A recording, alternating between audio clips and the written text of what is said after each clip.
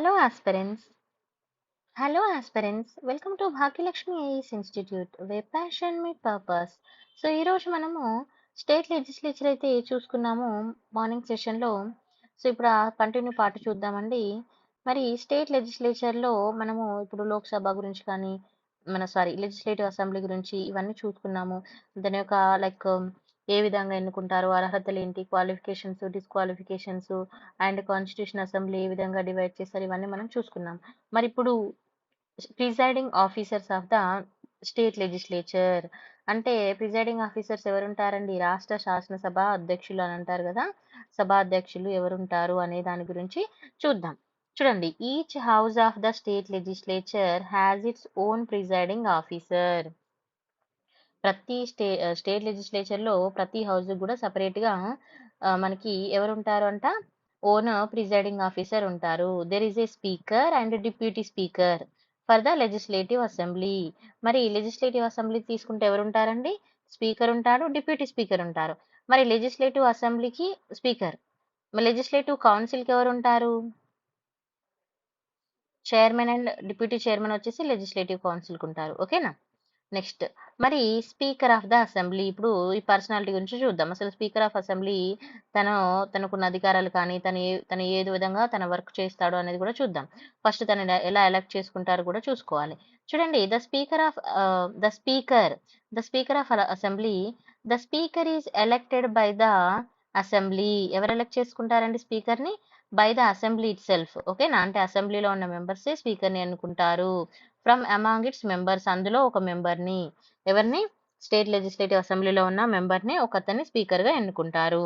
మరి యూజువల్ గా తీసుకుంటే a speaker remains in the office during the life of assembly. However he vacate his office earlier in of following the cases. మరి general గా తీసుకుంటే speaker అయితే మనకి legislative assembly ఉంటది కదా, సో ఉన్నంత కాలం కూడా తను ఉంటారు. కానీ ఒకవేళ తను ఆ సీట్ కూడా వేకేట్ అవ్వచ్చు. ఎలాంటి సందర్భంలో అని అనేది కూడా చూసుకుందాం మనం. ఓకేనా? జనరల్ గా అయితే అసెంబ్లీ కాలం మనకి ఆ 5 years అసెంబ్లీ కాలం ఏదైతే ఉంటుందో అది పూర్తయ్యేంత వరకు మనకి స్పీకర్ ఉంటారు. ఒకవేళ కొన్ని సందర్భాల్లో ఆ సీట్ అనేది వేకెట్ అవుతుంది. ఎలాంటి సందర్భాలను చూద్దాం. ఇక్కడ చూడండి, if he ceases to be the member of the assembly. ఒకవేళ తను అసెంబ్లీ నుంచి వైదొలిగినప్పుడు, అంటే ఏదైనా కారణాల వల్ల తను అసెంబ్లీ నుంచి తను సీజ్ అయినప్పుడు. ఓకేనా? Next, if he resign by writing to the deputy speaker. తన రిజిగ్నేషన్ ని ఎవరికి ఇస్తాడండి? డిప్యూటీ స్పీకర్ కి రాసి ఇవ్వడం ద్వారా. And if he is removed by resolution passed by A majority of all the members of the assembly. కొన్నిసార్లు అసెంబ్లీలో ఉన్న మెంబర్స్ వాళ్ళు రిజల్యూషన్ పాస్ చేస్తారు. అంటే మెజారిటీ ఆఫ్ తీర్మానం మనకు ఇతను వద్దు అన్నట్టుగా చెప్పడం అన్నట్టుగా. మరి ఇటువంటి తీర్మానాన్ని డైరెక్ట్ గా ఇస్తారంటే అలా కాకుండా 14 రోజులు ముందే అతనికి ఇవ్వడం జరుగుతుంది అన్నట్టుగా. ఫస్ట్ 14 రోజులు ముందుగా నోటిఫికేషన్ ఇచ్చిన తర్వాత దాన్ని ప్రవేశపెడతారు. డైరెక్ట్ గా ఆ రిజల్యూషన్ అనేది డైరెక్ట్ గా ప్రవేశపెట్టడానికి ఉంటుంది. ఓకేనా?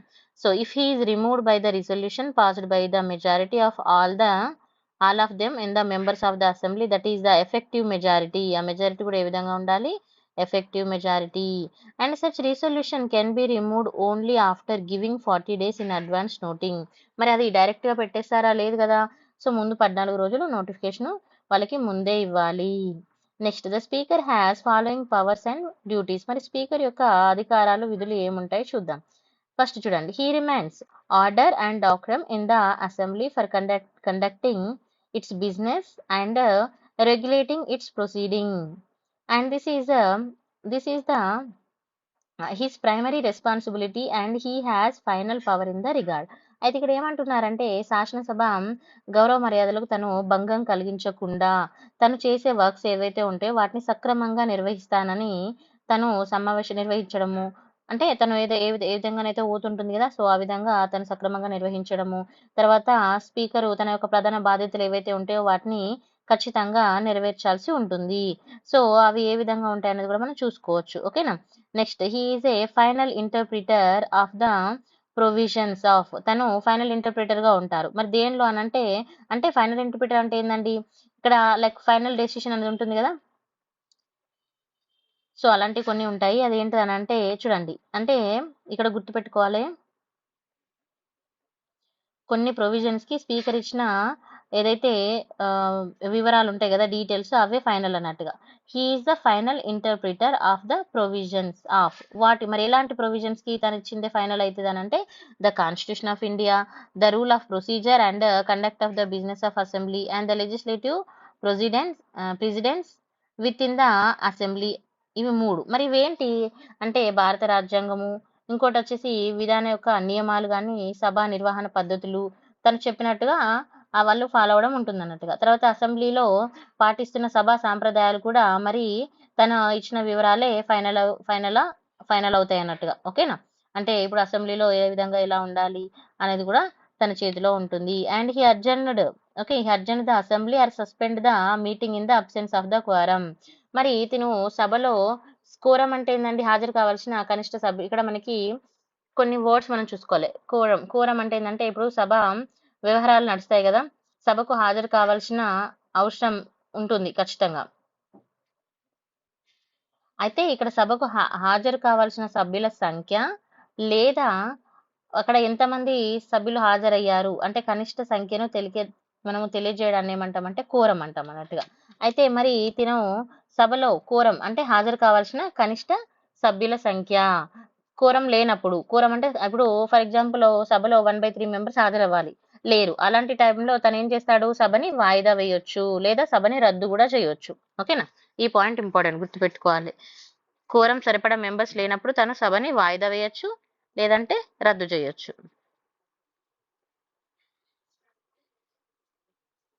నెక్స్ట్ ఈ పాయింట్ ఇంపార్టెంట్ అండి. He adjourn the assembly or suspend the meeting in the absence of the quorum, గుర్తుపెట్టుకోవాలి. And he does not vote in the first instance. మరి తను ఇప్పుడు బిల్ పెడతారు, ఫర్ ఎగ్జాంపుల్ తను డైరెక్ట్ ఓటేస్తారా బిల్కి? ఫస్ట్ ఇన్స్టాన్స్ లో తను ఓట్ వేయడు.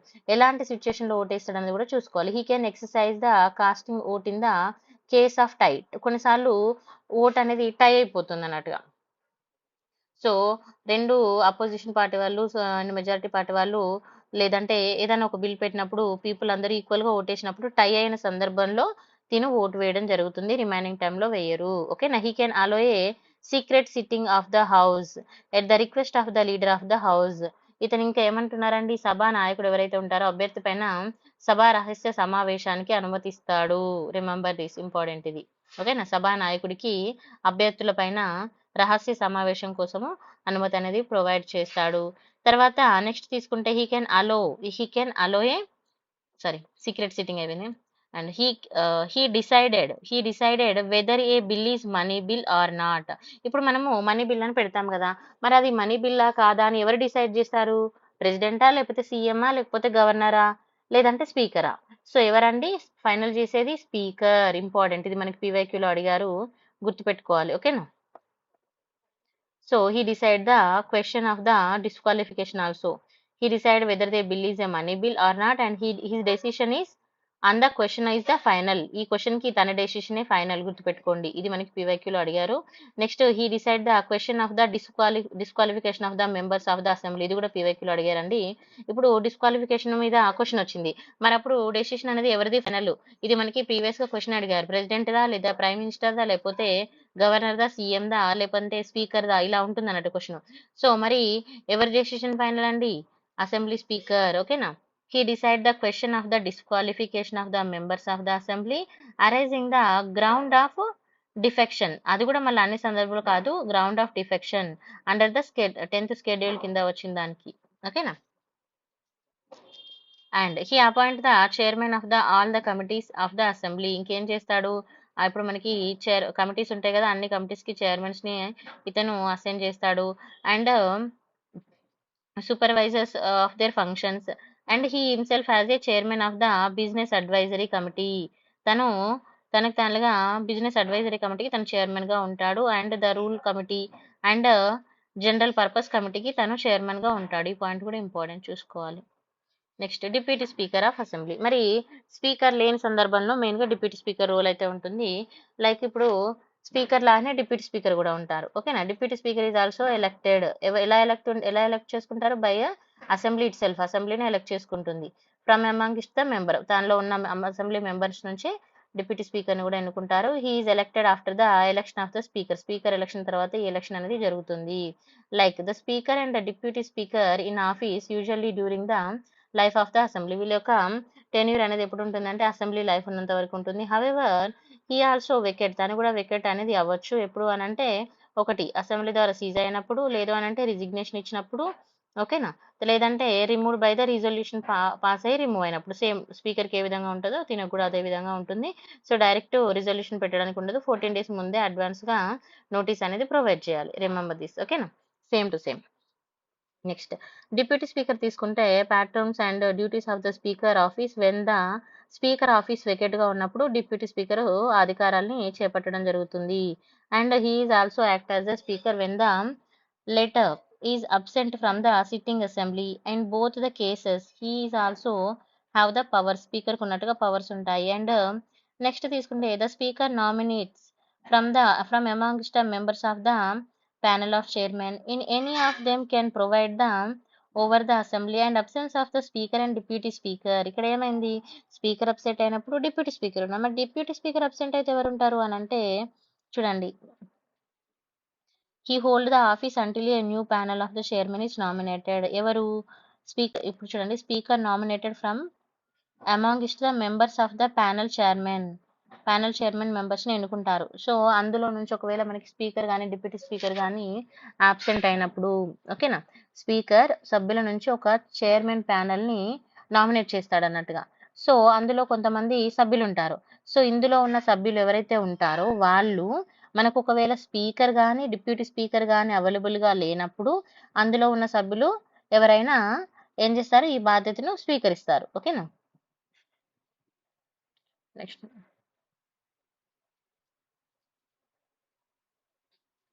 అప్పుడు స్పీకర్కు ఉండే అధికారాలన్నీ కూడా తనకి సేమ్ ఉంటాయి. ఇది ఒకటి గుర్తుపెట్టుకోండి. నెక్స్ట్ శాసన మండలి అంటే చైర్మన్ ఆఫ్ కౌన్సిల్. కౌన్సిల్కి కౌన్సిల్కి ఎవరు ఉంటారో అక్కడ స్పీకర్ డిప్యూటీ స్పీకర్, ఇక్కడ chairman and deputy chairman, like సెంట్రల్లో ఉన్నట్టుగా. సో మరి చైర్మన్ ఆఫ్ ద కౌన్సిల్ అనేది మరి చూడండి దీన్ని ఎలా ఎలక్ట్ చేసుకుంటారు. Chairman is elected by the council it self. మళ్ళీ ఎవరు ఎలక్ట్ చేసుకుంటారు, కౌన్సిల్ మెంబర్సే తనని ఎన్నుకోవడం జరుగుతుంది. The chairman vacate his office. తన ఆఫీస్ మరి ఎప్పుడు వెకెట్ అవుతుంది, సేమ్ ఈ seized to the member of the council cheese చేసినప్పుడు, లేకపోతే రిజైన్ చేసినప్పుడు, లేదంటే removed by the same resolution pass చేసినప్పుడు, యాజ్ టు గా స్పీకర్కి ఎలా ఉంటుందో అలాగే. ఓకేనా. నెక్స్ట్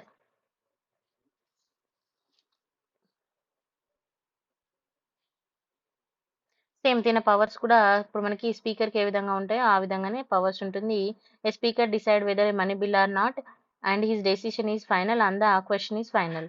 కానీ ఇక్కడ మనకి మనీ బిల్ విషయంలో తీసుకున్నప్పుడు స్పీకర్ డెసిషన్ అనేది మనకి ఫైనల్గా ఉంటుంది. ఇది ఒక్కటి గుర్తుపెట్టుకోవాలి.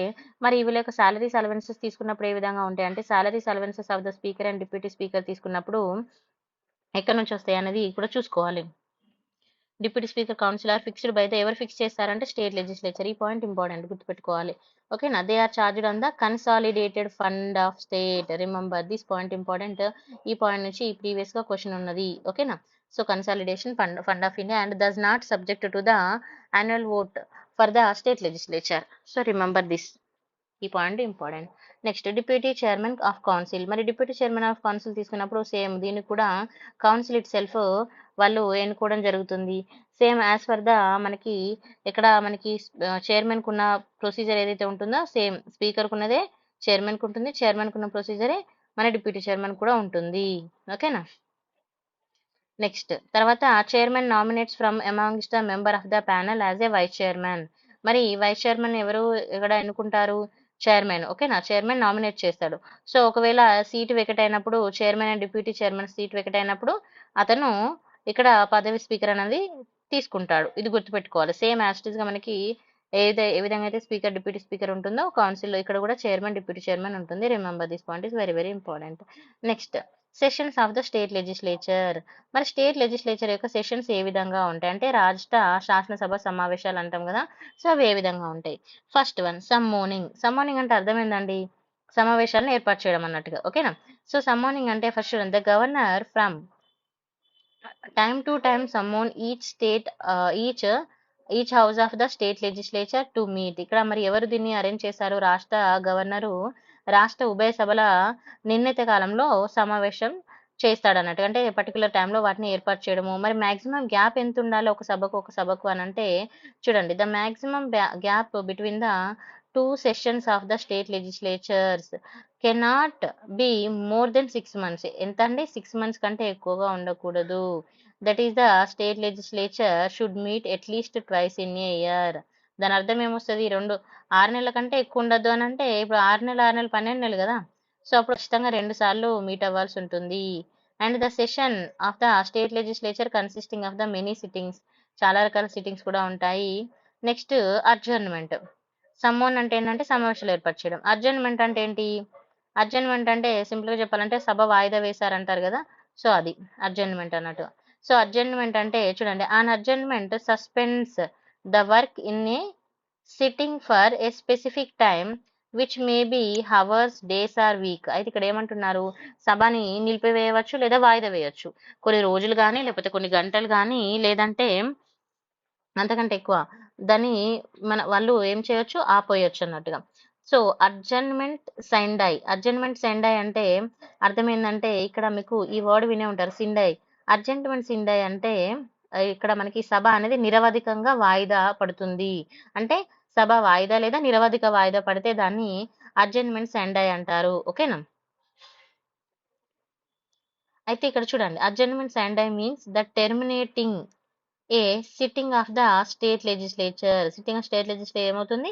టెర్మినేట్ అవుతుంది ఫర్ ఏ ఇన్‌డిఫైన్డ్ పీరియడ్. అంటే నిరవధిక, అంటే ఒక సర్టెన్ పీరియడ్ కాదు. ఇప్పుడు మనం ఇక్కడ తీసుకున్నప్పుడు హవర్స్ కానీ, డేస్ కానీ, వీక్స్ కానీ అన్నాం. బట్ అడ్జర్న్మెంట్ సైండ్ అయినప్పుడు అది నిరవధికంగా ఎప్పటి వరకు ఉంటుందో తెలియదు. ఓకేనా? So the power of the adjournment as well as the adjournment signed I lies with the presiding officers of the house. ఓకేనా? సో గుర్తుపెట్టుకోవాలి ఇది. నెక్స్ట్ ప్రోరగేషన్. ప్రోరగేషన్ అంటే ఏంటి మరి? ప్రోరగేషన్ అంటే ఏంటంటే దీర్ఘకాలికంగా వాయిదా పడుతుంది అన్నట్టుగా. సో లైక్ ఒక సర్టన్ పీరియడ్ ఆఫ్ టైం, దీర్ఘకాలిక వాయిదా అంటాం కదా, ఆ విధంగా. సో ప్రోరగేషన్ తీసుకుంటే ఇట్స్ టెర్మినేటింగ్ సెషన్. సో ఇక్కడ చూడండి, the presiding officer. Presiding officers అంటే మీరు మళ్ళీ కన్ఫ్యూజ్ అవ్వద్దు, ఎవరు స్పీకర్ కానీ చైర్మన్ కానీ వాళ్ళను ప్రిసైడింగ్ ఆఫీసర్స్ అంటామండి. So the presiding officer, speaker or chairman, వీళ్ళు ఏం డిక్లేర్ చేశారు? Declare the house adjournment sine die when the business of the session is completed. మీరు ఎప్పుడైనా సభా సమావేశాలు న్యూస్లో విన్నప్పుడు ఈ వర్డ్ వినే ఉంటారు, అడ్జర్న్మెంట్ సైన్డ్ ఐ అని. ఇట్లాంటి వర్డ్స్ కూడా వాళ్ళు యూజ్ చేస్తారు.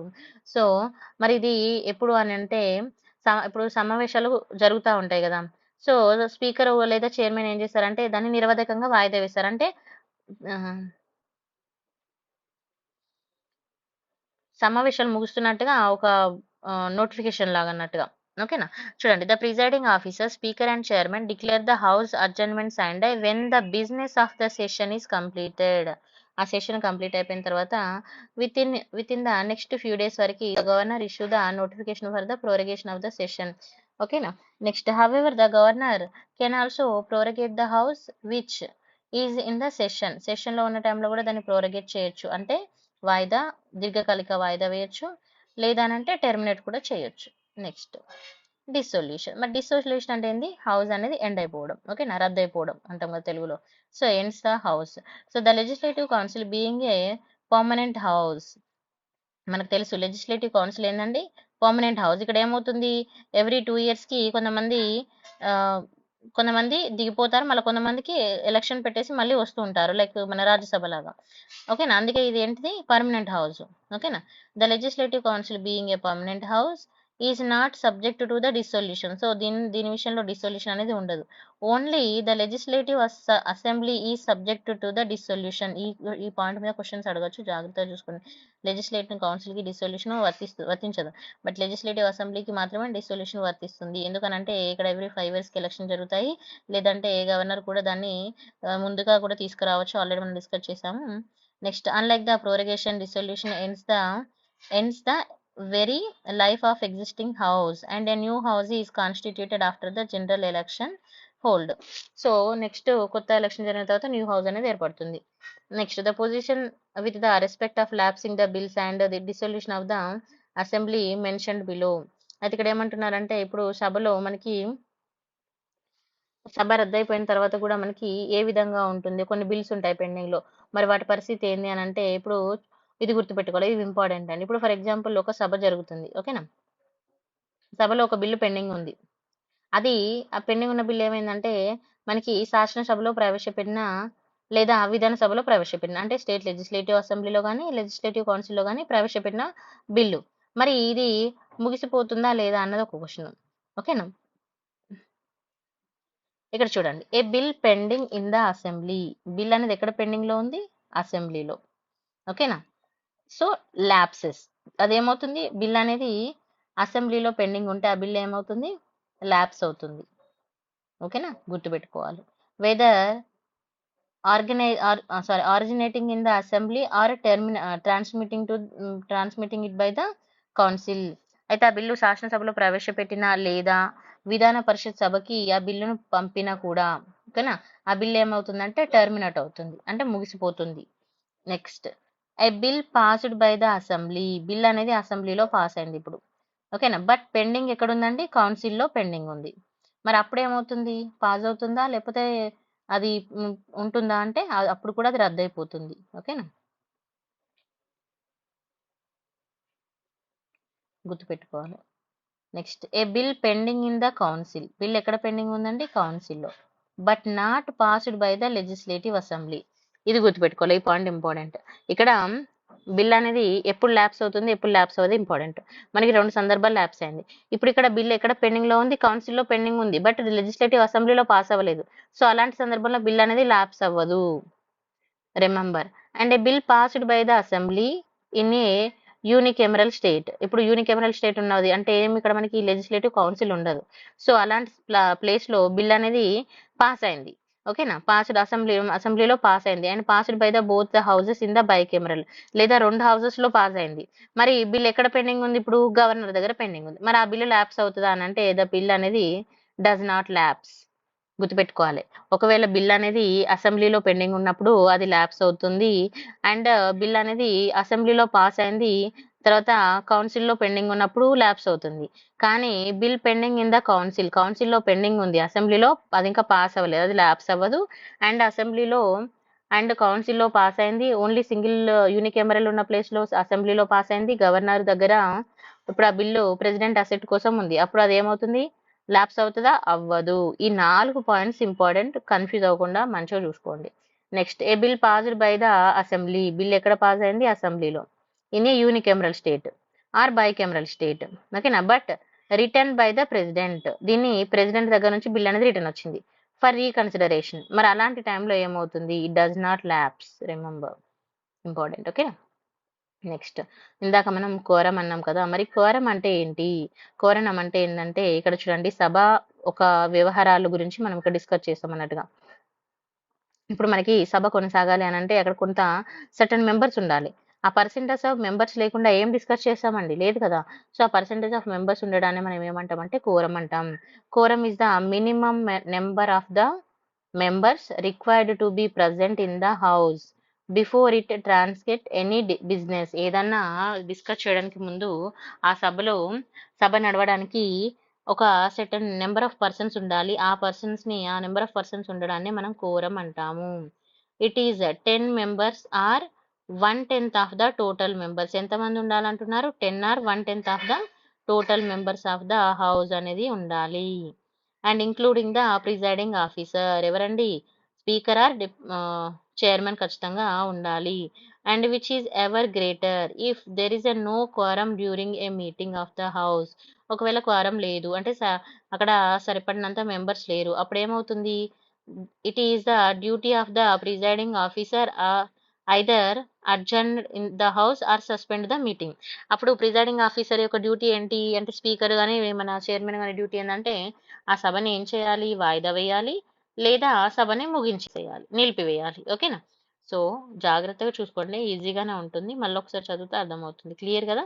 Next, voting in the house. మరి హౌస్ లో ఓటింగ్ అనేది ఏ విధంగా ఉంటుంది చూద్దాం.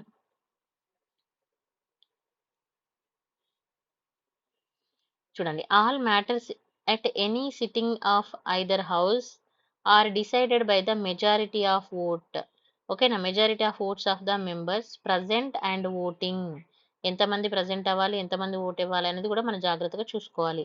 And excluding the presiding officer. Presiding officer మరి డైరెక్ట్ ఫస్ట్ ఓటేస్తారా? మనం ఇందాక చెప్పాము లేదు. ఓన్లీ టై అయిన సందర్భంలో వేస్తారు. నెక్స్ట్ చూడండి, only few matters which are specifically mentioned in the constitution required either majority effective majority or either effective majority or special majority, not ordinary majority. కొన్ని కేసెస్లో మాత్రమే ఎఫెక్టివ్ అండ్ స్పెషల్ మెజారిటీ అనేది required అవుతుంది, అన్ని ordinary కేసెస్లో కాదు. ఓకేనా. And the presiding officer అంటే ఎవరండి? The speaker in the case of the assembly or chairman in the case of the council or person acting such as a. ఇక్కడ ఏమైతుంది? Does not vote in the first instance. Already చెప్పాను, వాళ్ళు first instance లో ఓటేస్తారా? లేదు. But exercise the casting of vote in the case of equality of voting. ఏదైనా tie అయినప్పుడు మాత్రమే వాళ్ళు ఓటు వేస్తారు. ఇంపార్టెంట్, గుర్తుపెట్టుకోండి. Next, language in state legislature. మరి స్టేట్ లెజిస్లేచర్లో ఏ భాషను వాడాలి? సభలో భాష అనేది ఏ విధంగా మనం యూజ్ చేస్తాము ఏంటి అనేది కూడా మనం చూసుకోవాలి. ఓకేనా. ఒక్క నిమిషం అండి.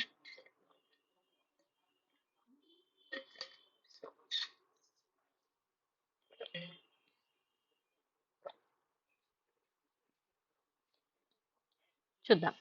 మరి భాష తీసుకున్నప్పుడు the constitution has declared the official languages ఏదైతే డిక్లేర్ చేసిందో the state official languages of the state. అంటే ఇప్పుడు ఫర్ ఎగ్జాంపుల్ తెలంగాణ ఉంది, తెలంగాణకి అఫీషియల్ లాంగ్వేజెస్ ఏమున్నాయి?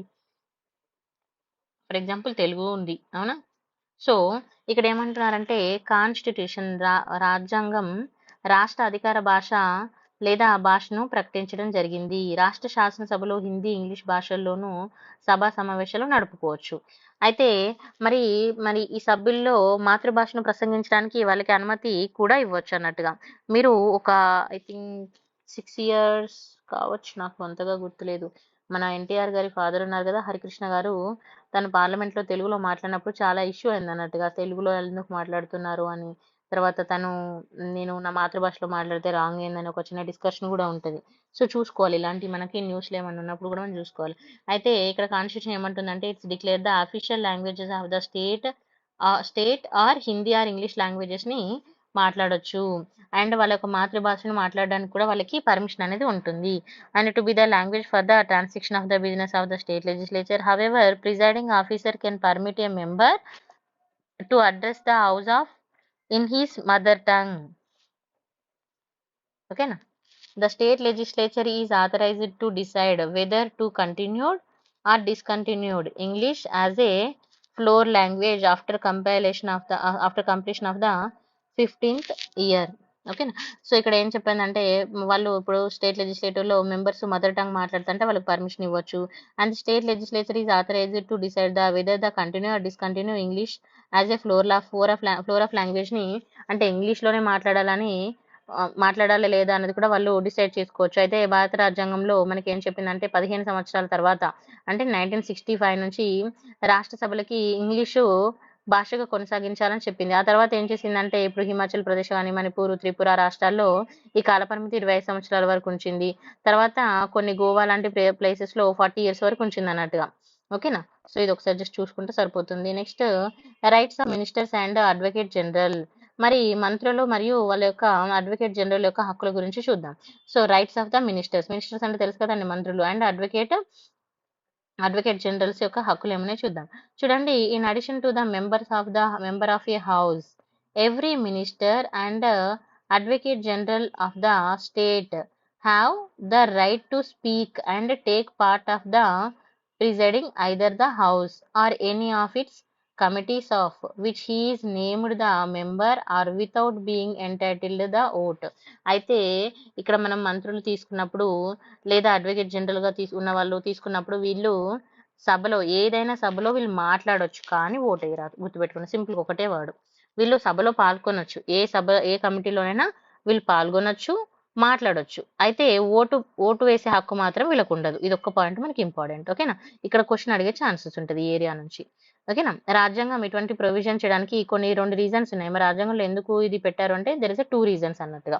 The constitution provisions, minister can participate in the presiding of the house of which he is not a member. తను మెంబర్గా participate చేయొచ్చు, సభలో సభ్యుడు కానీ అంటే తను ఆ సభలో ఫర్ ఎగ్జాంపుల్ లోక్సభ, రాజ్యసభ లేదంటే లెజిస్లేటివ్ అసెంబ్లీ, కౌన్సిల్. తను కౌన్సిల్‌లో సభ్యుడు. అసెంబ్లీలో మాట్లాడొచ్చు. కానీ ఓటు వేయడానికి రాదు అట్లా. తర్వాత రాష్ట్ర ఉభయ సభల్లో సభ్యుడు కానీ మంత్రిమండల ఉభయ సభ కార్యక్రమాల్లో పాల్గొనడానికి వీలు కల్పించడం జరిగిందన్నట్టుగా. A minister who is not A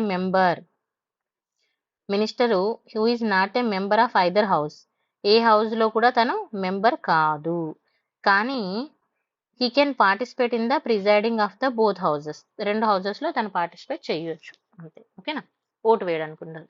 next state legislative assembly ఏ విధంగా ఏర్పడిందని చూద్దాం. Legislative procedure in the state legislature. ఓకేనా? లెజిస్లేటివ్ ప్రొసీజర్ ఏ విధంగా ఉంది? ఫస్ట్ బిల్స్ విషయంలోకి వస్తే సాధారణ బిల్. దీన్ని ఏమంటామండి? Ordinary bill.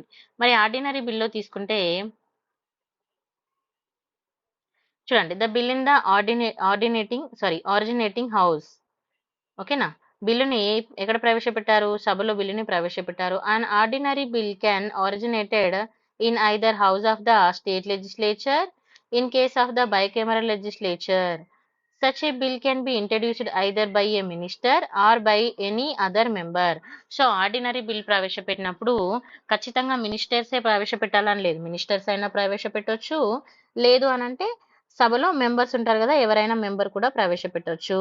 ఈ పాయింట్ ఇంపార్టెంట్ అండి. ఈ పాయింట్ మీద కూడా మీకు పీవైక్యూ ఉన్నది. మేడం పీవైక్యూ అని ఎన్నిగానో అంటున్నారు అనుకోవద్దు. నేను గ్రూప్స్ అండ్ యూపీఎస్సీ కూడా కలిపి మీకు పీవైక్యూస్ చెప్తున్నాను. ఓకేనా? సో ఇక్కడ ఏమంటున్నారు, ఈ పాయింట్ చూసుకోవాలి. ఇక్కడ ఏమంటున్నారంటే such a bill can be introduced either by, ఏది ordinary bill, either by a minister or by any other member. మినిస్టరే ప్రవేశపెట్టచ్చు, లేకపోతే ఎవరైనా కూడా సభ్యులు ప్రవేశపెట్టచ్చు. The bill passes through the 3 stages of the originating house. 3 స్టేజ్లో ఫామ్ అవుతుంది. అది వచ్చేసి ఫస్ట్ రీడింగ్ జరుగుతుంది, second reading and third reading. After the bill passed by the originating house it transmitted to the second house. ఇక్కడ pass అయిన తర్వాత ఎక్కడికి వెళ్తుంది మరి అది? సెకండ్ హౌస్ లోకి వెళ్తుంది. ఓకేనా? సేమ్ పేజ్ వచ్చింది. సో సెకండ్ హౌస్ లోకి వెళ్ళింది ఇప్పుడు bill for the consideration of the passage. So ఇప్పుడు మరి సెకండ్ హౌస్ లోకి వెళ్ళిన తర్వాత the bill is deemed to have been passed by the state legislature only when both the houses have agreed and either with or without amendment. In the case of the unicameral legislature a bill passed by the legislative assembly is sent directly to the governor for his asset. అయితే ఇక్కడ ఏమంటున్నారంటే ఇప్పుడు ఒక బిల్ని ప్రవేశపెట్టారు, దాన్ని రెండవ సభకి పంపించారు ఆమోదం కోసం. అయితే ఇట్లా పంపించేటప్పుడు ఏమంటున్నారంటే ఇక్కడ 3 పద్ధతులు ఉన్నాయి. బిల్ అనేది రెండవ సభ ఆమోదం కోసం వాళ్ళు పంపిస్తారు. ఇలా 2 సభలు బిల్లును చర్చించి సవరణలు చేసి కానీ లేకపోతే అమెండ్మెంట్ చేసి కానీ అమెండ్మెంట్ చేయకుండా కూడా ఆ బిల్లుని వాళ్ళు ఆమోదం చేయొచ్చు. ఓకేనా? అయితే ఈ రెండో సభ కొన్ని వాళ్ళు ఏమైనా అమెండ్మెంట్ చెప్పారనుకోండి, ఫర్ ఎగ్జాంపుల్ ఈ అమెండ్మెంట్ వాళ్ళు ఖచ్చితంగా ఇంప్లిమెంట్ చేయాలని ఏమి ఉండదు. చేసినా చేయకపోయినా కూడా బిల్లుని ఆమోదానికి పంపొచ్చు. అయితే ఏ సభ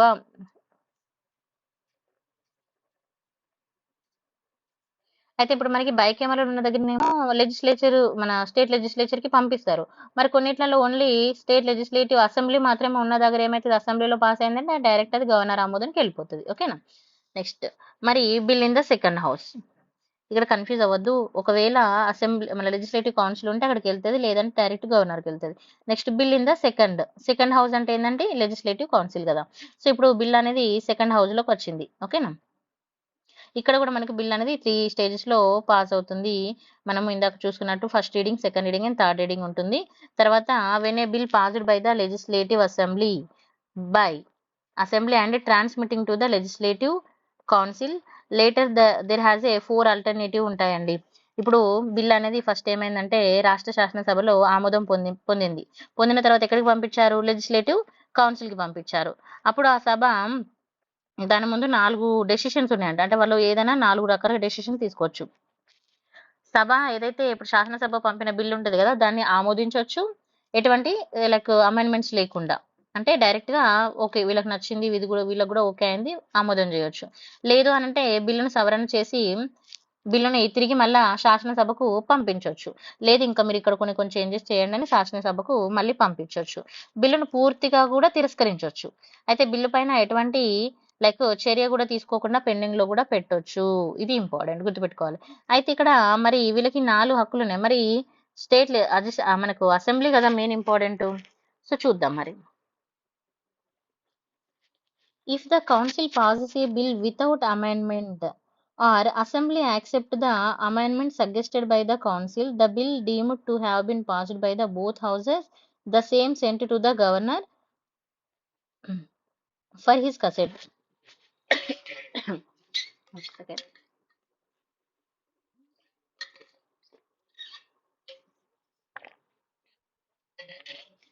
అయితే ఇక్కడ మనకి లెజిస్లేటివ్ అసెంబ్లీలో లెజిస్లేటివ్ కౌన్సిల్లో బిల్ అనేది ఒక సవరణలు చేసిన తర్వాత మనకి లెజిస్లేటివ్ అసెంబ్లీ ఉంది కదా, సో వాళ్ళు యాక్సెప్ట్ చేశారు. సవరణలు చేసిన తర్వాత బిల్ అనేది డైరెక్ట్ గవర్నర్కి పంపించినప్పుడు గవర్నర్ ఆమోదం పొందొచ్చు. ఆమోదం పొందితే ఏమవుతుంది, బిల్ అనేది యాక్ట్ అవుతుంది. ఓకేనా.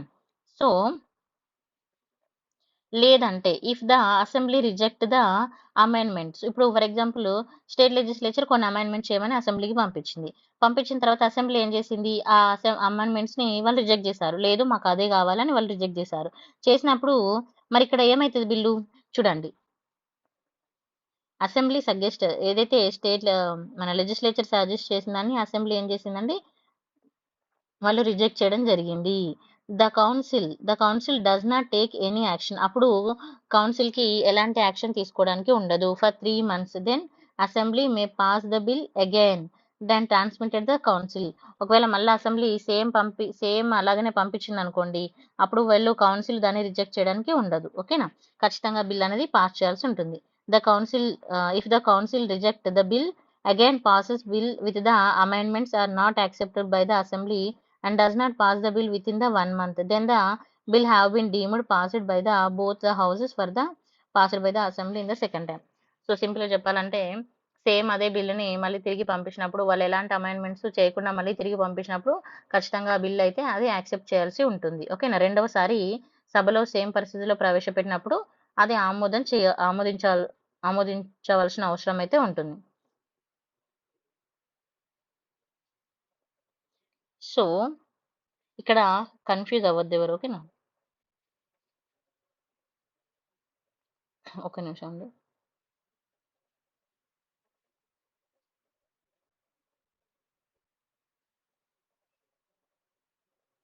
అయితే ఇక్కడ మీకు ఇక్కడ ఒక పాయింట్ చూడండి, ఇక్కడ 3 months అని ఇచ్చారు కదా.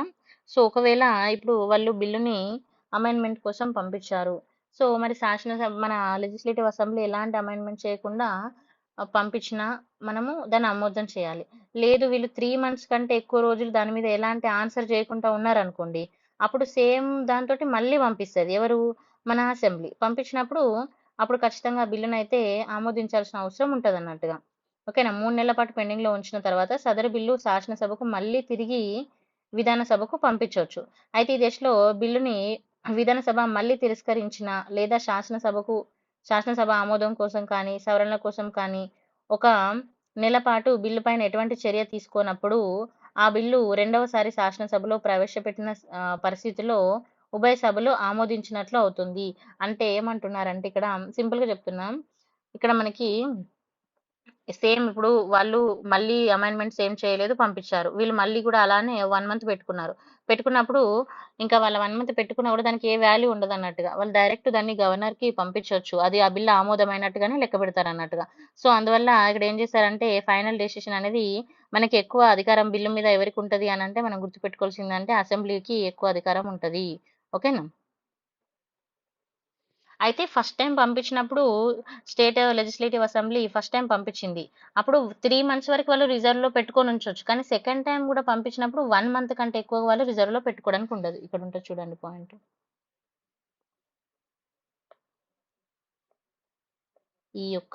ఈ చిన్న దగ్గర కన్ఫ్యూజ్ అవ్వద్దు, కొంచెం క్లారిటీగా చూసుకుంటే సరిపోతుంది. ఓకేనా. And therefore the ultimate power passing in ordinary bill is vested by the assembly. మరి ఆర్డినరీ బిల్ మీద అల్టిమేట్ పవర్స్ ఎవరికి ఉంటాయంటే జస్ట్ అసెంబ్లీకి ఉంటాయి, గుర్తుపెట్టుకోండి. ఓకేనా. నెక్స్ట్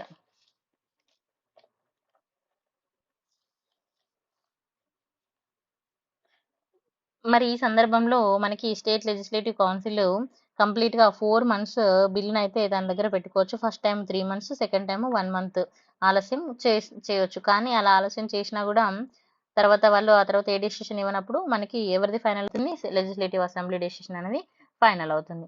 ఆ తర్వాత బిల్ అనేది ఎక్కడికి వెళ్తుంది, గవర్నర్ దగ్గరికి వెళ్తుంది. ఓకేనా. కొన్నిసార్లు ఏమైతుందంటే జాయింట్ సిట్టింగ్ అవసరం ఉంటుంది. మరి జాయింట్ సిట్టింగ్ ఎలాంటి సందర్భంలో అవసరం ఉంటుంది అనంటే, ఇక్కడ మనకి కొన్నిసార్లు ఇప్పుడు వీళ్ళు బిల్లు పంపించారండి. ఇక్కడ చూడండి. The Constitution does not provide for the mechanism of joint sitting of both houses to resolve the disagreement between the two houses over a bill. On the other hand, there is a provision for the joint sitting for the Lok Sabha and Rajya Sabha to resolve the disagreement. అయితే ఇప్పుడు మనం central లో తీసుకున్నప్పుడు లోక్ సభ ఉంటుంది, రాజ్యసభ ఉంటుంది.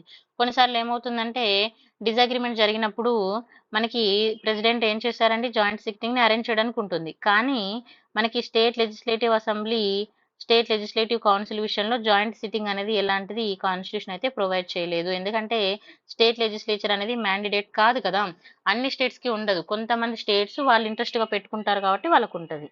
అందుకే ఈ point important. The constitution does not provide for the mechanism of joint sitting of both houses to resolve the disagreement between the two houses over a bill.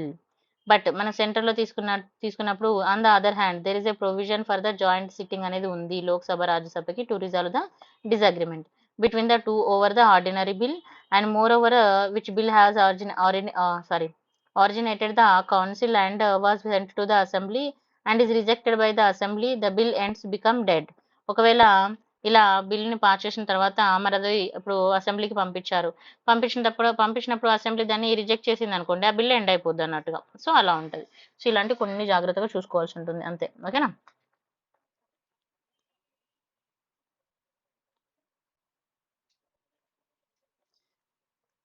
అయితే ఇక్కడ కొన్నిసార్లు మనకి ఏమవుతుందంటే మీరు మంచిగా చూడండి, కొన్నిసార్లు ఇప్పుడు మనకి స్టేట్ అసెంబ్లీలోనే ప్రతిసారి బిల్లు పెడతారా? లేదు. కొన్నిసార్లు బిల్లు ఎక్కడ పెడతారు? లెజిస్లేచర్లో కూడా పెడతారు. సో అలాంటి సందర్భంలో ఇప్పుడు స్టేట్ లెజిస్లేచర్లో బిల్లు పెట్టారు. మరి దాన్ని స్టేట్ లెజిస్లేటివ్ అసెంబ్లీ ఏం చేసింది? లెజిస్లేటివ్ కౌన్సిల్లో పెట్టింది, అసెంబ్లీ తిరస్కరించింది. సో తిరస్కరించినప్పుడు అది బిల్ అవ్వదు, గుర్తుపెట్టుకోవాలి. ఓకేనా. సో ఏ విధంగా చూసినా కూడా మనకి లెజిస్లేటివ్ కౌన్సిల్కి తక్కువ అధికారాలు ఉంటాయి, సింపుల్గా చెప్పాలంటే. ఓకేనా. The council has been given much lesser significance, అంటే తక్కువ ఇంపార్టెన్స్, తక్కువ పొజిషన్ అనేది ఉంటుంది. ఓకేనా. రాజ్యసభకు ఉన్నంతగా స్టేట్ లెజిస్లేచర్కు ఉండదు. Remember this point. Next asset to the governor. మరి గవర్నర్ యొక్క అసెట్ కింద వస్తే ఆల్రెడీ మనం ఆర్డినెన్సీ పవర్ కింద మనం ఇది చదివేసుకున్నాము, బట్ మళ్ళీ ఒకసారి చెప్తాను చూడండి. బిల్లును ఆమోదించవచ్చు, లేదంటే అంటే గివ్ అసెట్ ఇచ్చినప్పుడు బిల్ ఏమవుతుంది? యాక్ట్ అవుతుంది. లేదంటే విత్ హోల్డ్ తన దగ్గరే పెట్టుకోవచ్చు. తర్వాత రిటర్న్ కూడా చేయొచ్చు, ఎక్సెప్ట్ ఏ సందర్భంలో మనీ బిల్ కాని సందర్భంలో. And me reserve the bill for the consideration of the president consideration కూడా తన దగ్గర పెట్టుకోవచ్చు. ఓకేనా. ఇది ఇంపార్టెంట్. ఇప్పుడు గవర్నర్ బిల్లుకు ఆమోదం తెలిపింది అనుకోండి, అప్పుడు అది ఏమవుతుంది? చట్టం అవుతుంది. ఓకేనా. If governor bill is assent to the bill, తన అసెట్ ఇచ్చినప్పుడు ఏమవుతుంది? బిల్ బికమ్ ద యాక్ట్ అవుతుంది. Is placed on the statute book. ఓకేనా. If the governor withhold is assent, తను విత్ హోల్డ్ చేసుకున్నాడు, అసెట్ ఇవ్వలేదు, సో అప్పుడు బిల్ ఏమవుతుంది? ఎండ్ అవ్వచ్చు. ఓకేనా. And does not become an act, అప్పుడు బిల్ ఎండ్ అయిపోతుంది, యాక్ట్ అవ్వదు. And if the governor return the bill for the reconsideration కోసం పంపించాడు. If the bill is passed by the both houses, so రెండు houses మళ్ళీ same పంపించాయి, అప్పుడు మరి ఏం చేయొచ్చు? వితౌట్ ద అమెండ్మెంట్ కోసం పంపించాడు, వాళ్ళు అమెండ్మెంట్ చేయొచ్చు, చేయకపోవచ్చు. మరి అలాంటి సందర్భంలో తను ఏం చేయొచ్చు అంటే presented to the governor in his asset, ఇప్పుడు గవర్నర్ దగ్గరికి తీసుకొచ్చాడు, అప్పుడు గవర్నర్ ఏం చేయొచ్చు? Governor must give asset to the bill, తన ఖచ్చితంగా బిల్లుని అసెట్ చేయాలి. ద గవర్నర్ ఎంజాయ్ ఓన్లీ, ఈ సందర్భంలో గవర్నర్ కి ఓన్లీ సస్పెన్సివ్ వీటో అధికారం ఉంటుంది. అంటే the position of the same at the central లెవెల్లో ఏ విధంగా ఉంటుందో ఆ విధంగా ప్రెసిడెంట్ అసెట్ కోసం తన దగ్గర పెట్టడానికి ఉంటుంది అన్నట్టుగా. Next president asset. మరి ప్రెసిడెంట్ అసెట్ అంటే ఏంది? ఇప్పుడు మనం చెప్పుకున్నాం, ఇప్పుడు బిల్ అనేది రిజర్వ్డ్ బై ద గవర్నర్ దగ్గర రిజర్వ్ అయింది. ఓకేనా. ఎందుకు రిజర్వ్ చేసుకుంటాడు గవర్నర్ దగ్గర అంటే for the consideration of the president కోసం. ఓకేనా. కన్సిడరేషన్ ఆఫ్ ద ప్రెసిడెంట్ కోసం, రిమెంబర్. సో ఇలా కన్సిడరేషన్ పెట్టుకున్నప్పుడు president may either give his asset, అప్పుడు ప్రెసిడెంట్ కి ఏముంటాయి అధికారాలు? ఇది ఆల్రెడీ చెప్పాను, మళ్ళీ జస్ట్ చెప్తున్నా. ప్రెసిడెంట్ యాక్సెప్ట్ చేయొచ్చు, లేదా విత్ హోల్డ్ చేయొచ్చు, లేదా రిటర్న్ చేయొచ్చు. ఓకేనా.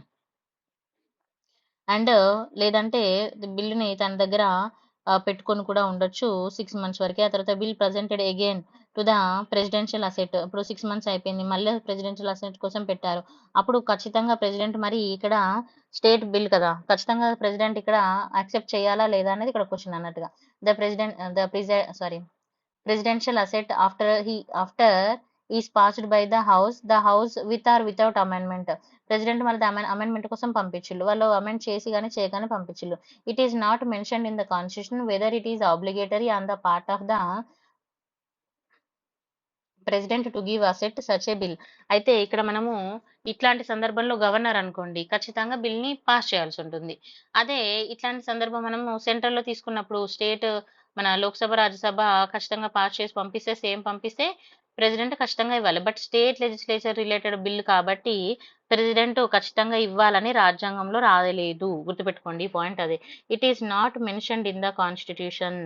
ఓకేనా, not mentioned in the constitution whether it is obligatory on the part of the president to give assist or such a bill or not. ఈ పాయింట్ ఇంపార్టెంట్. ఇక్కడ question అడిగే ఛాన్సెస్ ఎక్కువగా ఉంటాయి. దీనికి ఇంత టైం ఎందుకు పడుతుంది అంటే ఇక్కడ ఇది అంతా చదివినప్పుడు అర్థమైనట్టే ఉంటుంది, కానీ క్వశ్చన్ చూసినప్పుడే కొద్దిగా కన్ఫ్యూజ్ అవుతుంది. సో కొంచెం కూడా కన్ఫ్యూజ్ అవ్వద్దు, కొంచెం క్లారిటీ మెయింటైన్ చేస్తే సరిపోతుంది. ఓకేనా. Next money bill. మరి మనీ బిల్ సందర్భంలో ఏం చేయొచ్చు? First of all money bill తీసుకున్నప్పుడు మనీ బిల్ అనేది కాన్స్టిట్యూషనల్ లా ఇక్కడ ఒక స్పెషల్ ప్రొసీజర్ని అయితే మనకి ప్రొవైడ్ చేస్తుంది మనీ బిల్ కోసం. ఓకేనా. స్టేట్ లెజిస్లేచర్లో first money bill cannot be introduced in the legislative council. గుర్తుపెట్టుకోండి, a money bill cannot be introduced in the legislative council. First money బిల్ని మనం లెజిస్లేటివ్ కౌన్సిల్లో పెట్టడానికి ఉండదు. ఫస్ట్ ఎక్కడ పెట్టాలి? లెజిస్లేటివ్ అసెంబ్లీలోనే పెట్టాలి. ఇట్ కెన్ బి ఎక్కడ ఇంట్రడ్యూస్ చేస్తామండి? Introduced in the legislative assembly. Point important. Question అడుగుతారు, money bill can be introduced in the legislative council or legislative assembly అన్నట్టుగా అడుగుతారు. So money bill can be introduced in the legislative assembly only. ఓకేనా, only remember this also. And that to on the recommendation of the governor. First మరి దాన్ని first ఏం చేస్తారండి? Governor యొక్క recommendation కోసం పెడతారు. And every such bill is consider to be the government bill. ఇలాంటి bill, ఈ బిల్ని ఏమంటే మనం ఎలాంటి గవర్నమెంట్ బిల్స్ ఏవైతే ఉంటాయో వాటిని మనము ఎవరు ప్రవేశపెడతారు గవర్నమెంట్ బిల్ని అంటే ఓన్లీ మినిస్టర్స్ మాత్రమే గవర్నమెంట్ బిల్ని ప్రవేశపెడతారు. Remember this. ఓకేనా, ఇలాంటి బిల్స్ ఎవరు ప్రవేశపెడతారు? Ministers. Next after A money bill passed by the state legislative assembly. State legislative అసెంబ్లీలో మనీ బిల్ పాస్ అయింది. మరి దీన్ని లెజిస్లేటివ్ కౌన్సిల్కి పంపించారు కన్సిడరేషన్ కోసం. మరి ఇక్కడ legislative council has restricted power with the regarding to the money bill. So legislative కౌన్సిల్కి చాలా రిస్ట్రిక్షన్స్ అయితే ఉంటాయి మనీ బిల్ విషయంలో. ఇట్ కెనాట్ బి రిజెక్ట్, దీన్ని రిజెక్ట్ చేయడానికి ఉండదు. అండ్ అమెండ్ ఏ మనీ బిల్ని అమెండ్ చేయడానికి ఉండదు. It can only make the recommendations and must return the bill to the legislative assembly within a 14 daysలో పంపించాల్సి ఉంటుంది. ఓకేనా, రిటర్న్ ఓన్లీ, అది కూడా 14 daysలోనే. And the legislative assembly can either accept or reject of any of the recommendation. కొన్ని అంటే amendments కాకుండా recommendation పెట్టవచ్చు. ఆ రికమెండేషన్స్ అది యాక్సెప్ట్ చేయొచ్చు లేదా రిజెక్ట్ చేయొచ్చు. సో సేమ్ పంపించినప్పుడు అయితే ఖచ్చితంగా మళ్ళీ బిల్ని యాక్సెప్ట్ చేయాల్సి ఉంటుంది. If the legislative assembly accept any recommendation the bill is then deemed to be have passed by the both the houses in the modified form. ఒకవేళ యాక్సెప్ట్ చేసి లెజిస్లేటివ్ అసెంబ్లీ యాక్సెప్ట్ చేసి మళ్ళీ వాటిని మార్పులు చేసి పంపించింది అనుకోండి, రెండు హౌసెస్లో సేమ్ ఫామ్ అవుతుంది. ఈవెన్ మార్పులు చేయకుండా పంపించినా కూడా if the legislative assembly not accept the recommendations accept చేయలేదు, అప్పుడు a bill then deemed to have been passed by the both houses in the form of the original bill. ఏ విధంగా ఉందో అదే విధంగా అది ఖచ్చితంగా పాస్ అవుతుంది. And legislative assembly without any changes. తర్వాత if the legislative council does not return the bill the state legislative assembly within a 14 days. So అలా పంపించిన బిల్లుని మళ్ళీ వాళ్ళు రిటర్న్ చేయడానికి ఉండదు. ఓకేనా. నెక్స్ట్, సో ఈ విషయంలో తీసుకున్నప్పుడు కూడా మనకి లెజిస్లేటివ్ అసెంబ్లీకి ఎక్కువగా పవర్స్ అయితే ఉంటాయి regarding to the money bill. గుర్తుపెట్టుకోండి. ఓకేనా. At the most legislative council detain or delay the money bill for a period of 14 years. అండ్ ఫైనల్గా తీసుకుంటే మనీ బిల్ ఈస్ ప్రజెంటెడ్ ఇక్కడ ఎవరి దగ్గర ప్రవేశపెడతారు? గవర్నర్ దగ్గర. And he may either give his assent or withhold his assent. తను assent ఇవ్వచ్చు, యాక్సెప్ట్ చేయొచ్చు, లేదంటే విత్ హోల్డ్ చేయొచ్చు. అంటే ఏంది విత్ హోల్డ్ అంటే? బిల్ని రిజర్వ్ చేసుకోవచ్చు. రిజర్వ్ ద బిల్ ఫర్ ఎందుకు? ఓన్లీ ప్రెసిడెన్షియల్ అసెట్ కోసం. బట్ కెనాట్ రిటర్న్ ద బిల్ని రిటర్న్ చేయడానికి గవర్నర్కి అధికారం ఉండదు. ఎందుకంటే ఫస్ట్ గవర్నర్ దగ్గర వాళ్ళు ప్రవేశపెడతారు కదా. By the bill for the reconsideration of the state legislature normally governor give his asset to the money bill as it is introduced. మనకి అసెంబ్లీలో ప్రవేశపెట్టడానికి ముందే గవర్నర్ మనీ బిల్ మీద అసెట్ ఇస్తాడు. సో అందుకే తను రిటర్న్ చేయడానికి ఉండదు. ఓకేనా. Next when a money bill is reserve for the consideration, president consideration కోసం మనీ బిల్ రిజర్వ్ చేసుకున్నాడు. మరి ఇప్పుడు ప్రెసిడెంట్కి ఏ విధంగా అధికారాలు ఉంటాయనంటే ఇక్కడ చూడండి, president may either give his assent the బిల్ని యాక్సెప్ట్ చేయొచ్చు లేదా విత్ హోల్డ్ ద బిల్. ఓకేనా. But cannot return the bill. ఈ మనీ బిల్ విషయంలో మాత్రం ప్రెసిడెంట్ కూడా దాన్ని రిటర్న్ చేయడానికి ఉండదు. ఎందుకంటే reconsideration for the state legislative అసెంబ్లీకి. ఓకేనా. సో నెక్స్ట్ ఇంపార్టెంట్ తీసుకుంటే పార్లమెంట్ అండ్ స్టేట్ లెజిస్లేటింగ్ అసెంబ్లీకి ఉన్న అధికారాలు ఇవేంటి అనేది చూద్దాం. సో పార్లమెంట్ తీసుకోండి, ఇక్కడ state legislature. Parliament with regarding to the ordinary బిల్కి ఏ విధంగా ఉంటుంది చూడండి. పార్లమెంట్ తీసుకున్నప్పుడు first it can be introduced either house of the parliament. ఏది ఆర్డినరీ బిల్ అయితే ఏదైనా హౌస్లో ప్రవేశపెట్టచ్చు, లోక్సభలో కానీ రాజ్యసభలో కానీ. అదే మన స్టేట్ లెజిస్లేచర్లో తీసుకుంటే ఇది కూడా it can be introduced the any of the house, either house అంటే ఏదైనా హౌస్లో పెట్టవచ్చు. Next it can be introduced either by a minister. ఎవరు ప్రవేశపెట్టచ్చు? మినిస్టర్ ఆర్ లేదంటే ప్రైవేట్ మెంబర్, అంటే ఆ సభలో మెంబర్ ఎవరైనా. సేమ్ ఇది కూడా by a minister or a private member. Next it passes through the first reading, second reading or third reading. ఓకేనా. Originating house same it passes through the first reading లో pass చేయొచ్చు, second reading తీసుకోవచ్చు లేదా third reading కూడా దాని మీద తీసుకోవచ్చు.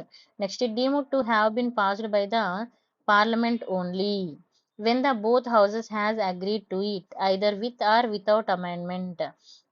ఇది ఎప్పుడు పాస్ అవుతుంది? మనకి రెండు హౌజులు యాక్సెప్ట్ చేసినప్పుడు వితౌట్ అమెండ్మెంట్. సేమ్ ఇది కూడా it is deemed to have passed the state legislature only when both the houses has agreed and either the with or without amendment. అయితే ఇక్కడ చూడండి, it is deemed to have been passed by parliament only when both the houses has agreed to it either with or without amendment. ఇక్కడ తీసుకున్నప్పుడు passes through the state legislature same. ఓకేనా.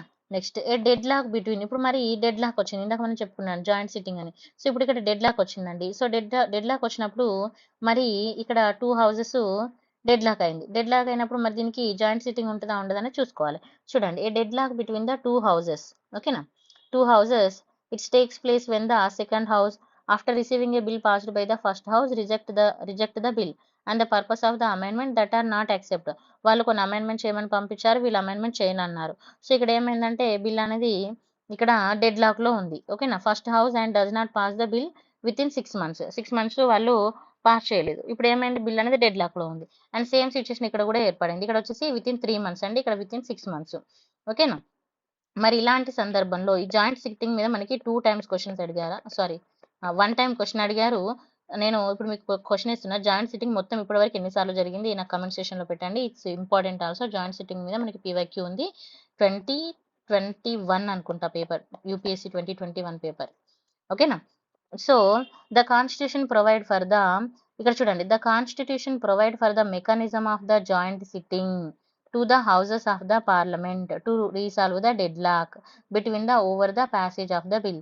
ఇక్కడ constitution ఏం చేస్తుంది, provide చేస్తుంది mechanism ని, joint sitting mechanism ని provide చేస్తుంది. కానీ స్టేట్ లెజిస్లేచర్ తీసుకుంటే the constitution does not provide. ఈ ఒక్క డిఫరెంట్ గుర్తుపెట్టుకోవాలి. ఇక్కడ జాయింట్ సిట్టింగ్ లాంటిది ఏమీ పెట్టట్లేదు.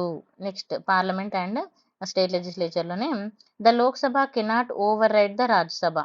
ఇక్కడ లోక్సభ అనేది cannot override the Rajya Sabha by passing the bill and second time and vice a joint sitting is the only way to resolve to deadlock the houses.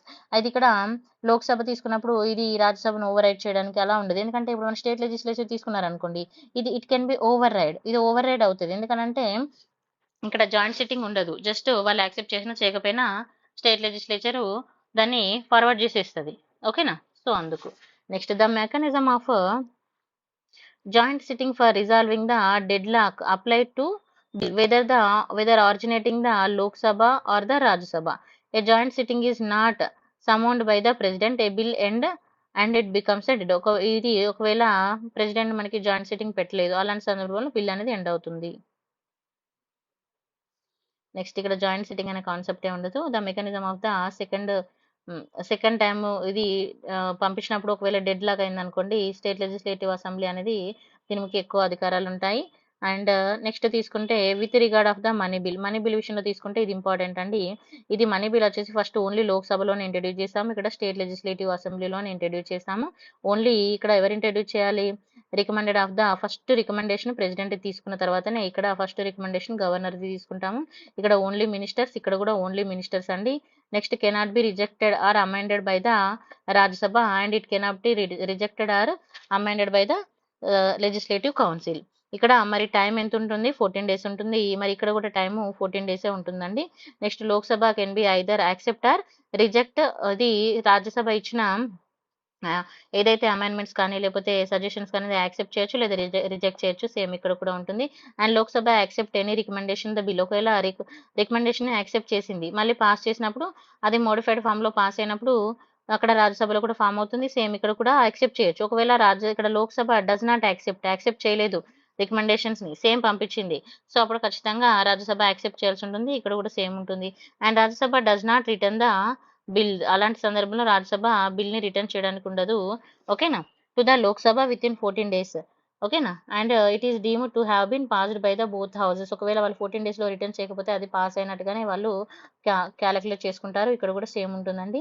And constitution does not provide the resolution of the deadlock between the 2 houses.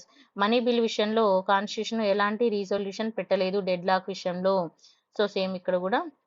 Next position of the legislative council. So legislative యొక్క council positions తీసుకుంటే ఇక్కడ ఏ విధంగా ఉంది చూద్దాం. Almost done అండి.